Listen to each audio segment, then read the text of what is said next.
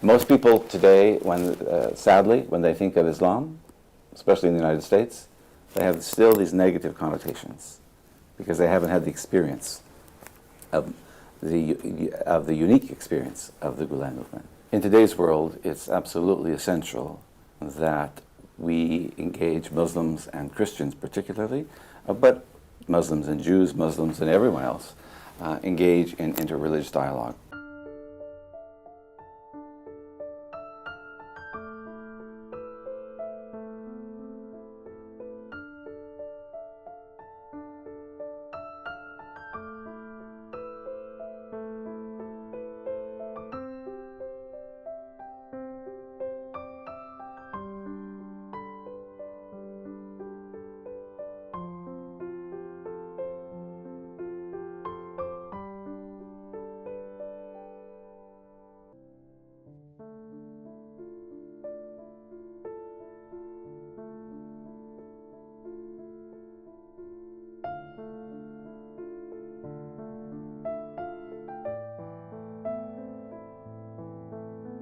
My name is Father Alexei. I'm a Catholic priest, and I'm not only a pastor of a congregation here, parish here in Los Angeles, but I also work for the Archdiocese as the ecumenical and interreligious officer for the Archdiocese. What does that mean? That means I direct the Catholic Church's relations with all other faiths here in Los Angeles, both ecumenically with our fellow Christians and interreligiously with non-Christians. Pope Francis, in his recent apostolic exhortation, The Joy of the Gospel, speaks in a certain section of that document on interreligious dialogue.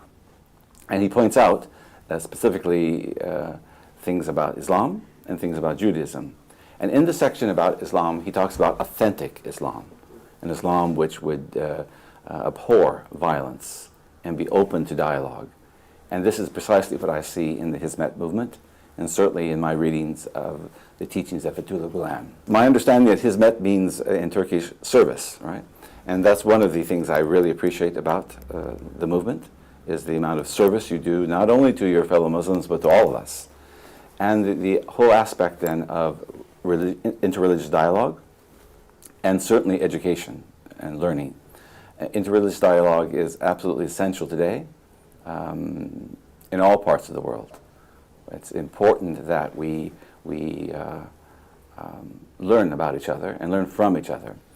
I read in, I think it's in Mr. Gulen's book, Faith and Tolerance. I was intrigued by the love and tolerance. I don't usually use the word tolerance. For me, tolerance is a negative term, meaning I'll put up with you. But that's not the way that I've come to understand Mr. Gulen uses the term tolerance.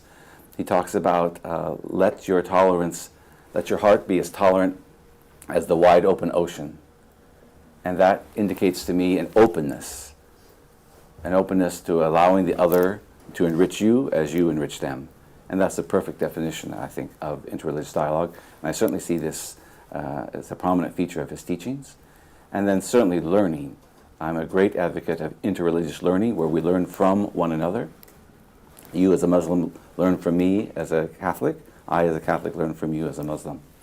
And this is where certainly all of the vast network of schools sponsored by the Hizmet movement come into play so wonderfully. I think that Hizmet, amongst the Islamic organizations, movements and such, seems to epitomize that triangle, or that triad of service, dialogue, and education. I have appreciated my visits with your charitable organizations there in Turkey itself, and to learn how the Hizmet movement has taken its mouth, if you will, and put it into action in service to others throughout the world. In Haiti, which is a Catholic country after the tremendous earthquake there, the amount of service that you rendered there, that's a stellar example of people of different religions recognizing the basic humanity of one another,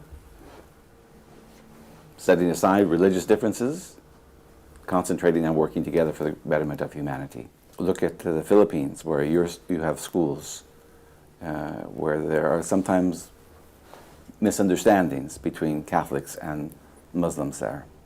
But when you have Catholics and Muslims studying together in the same school, learning about each other from each other, this is very hopeful for the future. And that's what I see the Hizmet movement, bringing hope.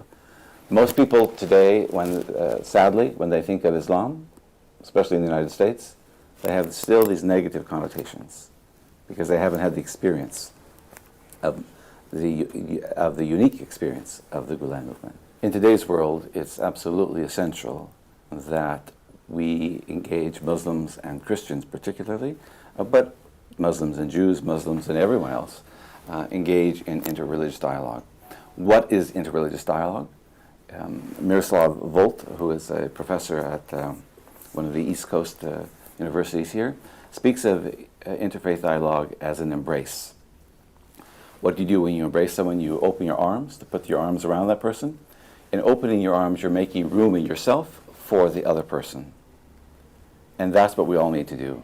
Doesn't mean that I cease to be a Catholic when I'm involved in interreligious dialogue with a Muslim, or that the Muslim ceases to be Muslim, or that certainly doesn't mean that I'm trying to convert you to Catholicism, nor are you trying to convert me to Islam. We're trying to make room in ourselves for the other, that we might surface those areas of resonance, and certainly there are many points of resonance between Islam and Catholicism, and acknowledge those areas where we differ, and then not permit those areas where we differ to prohibit us from working together for the betterment of society. I very much appreciate Fethullah Gülen's differentiation between a teacher and an educator. I recall reading in one of his books, maybe a couple of his books, that any human being can teach, but the number of those who are truly educators are severely limited. An educator is one who also mentors their students, who spends an extraordinary amount of time with their students, who challenges their students not merely to parrot back what they learn, but also to expand themselves, to develop their personalities, and to develop values. And all of these things I've seen from my own experience in the Hizmet schools. I would certainly, and do, regret any attempt to curtail or to condemn the Gulen movement, the Hizmet movement's activities, because I look upon them, I look upon Mr. Gulen, I look upon the whole movement's efforts as a shining beacon in the Islamic world, and I've used a beacon of hope for the future.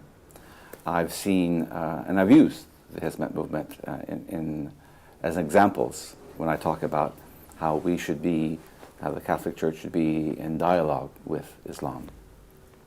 I recommend his books in the classes I teach at Mount St. Mary's College, for example, as being reflective of what Pope Francis refers to as authentic Islam.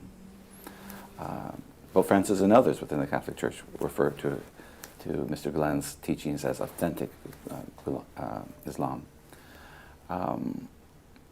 I understand that many of these schools, perhaps even the schools that I've visited and been a part of there in Turkey, are threatened with closure. I think that would be a tragic loss. How can anyone who is educating people and challenging people, to the extent that the Gulen movement schools are challenging people to grow, how can that be a threat to anyone who truly loves democracy?